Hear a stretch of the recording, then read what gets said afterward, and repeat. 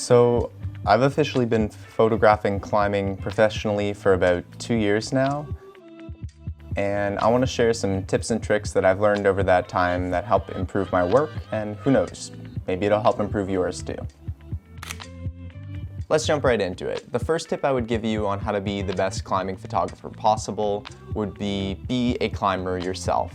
Now, obviously this is probably pretty self-explanatory, and I'm sure this tip comes around a lot from a lot of different people, but I can't stress it enough that knowing the sport you are shooting is extremely important. And when we're talking about knowing a sport, I think the intuitive knowledge you get by actually participating in it yourself is pretty invaluable.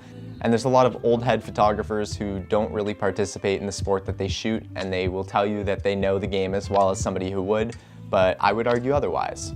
When it comes to climbing, the advantages of being a climber yourself would include knowing the specific movements. You can sort of anticipate what's going to happen before it does and position yourself in the best places to get the photos that you want to get. A lot about sports photography is about anticipation, so putting yourself in the right places is extremely important. Even more important sometimes than the understanding of the sport itself can be the understanding of the athletes that play it, and garnering their trust can be extremely important as well. So something I've found is by participating in the sport that they play, often it gives you an opening to build a connection with the people that you're going to be photographing. Tip number 2. This is a tip that I received from many other photographers who shoot events and sports, and that is coverage is king. The most important thing at any event or major sporting moment is that you don't miss that moment in the first place. If your settings are a little off, if your framing is a little off, those things can be fixed. The thing that can't be fixed is missing the moment in the first place. So the most important thing you can do for yourself is don't miss that moment. Part of the nuances of not missing the moment come with little things like not cheering for a specific athlete or cheering at all.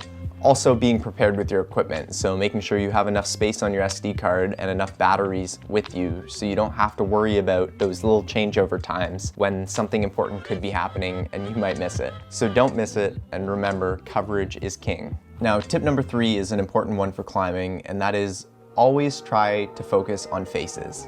By capturing their faces during these crux and fight face moments, you are able to showcase really how hard people are working at the highest level for this sport. Now, second most important to photographing faces would definitely be capturing logos. Climbing events nowadays need funding, and funding comes from sponsors, so it's really important to give back to those sponsors with our work and try our best to showcase their logos in the backgrounds of our photos. Now, tip number 4 is a really important one, so I'm going to get real close and I want to make sure you're listening. Are you listening? Be a good person. It's simple as that. People want to work with people they like to work with, and just being a good person is a simple way to get people to want to work with you again in the future. And as any creative will tell you, getting your reps and getting more work is the key to improving. So be a good person. And my last tip would be ask good questions and focus on the fundamentals.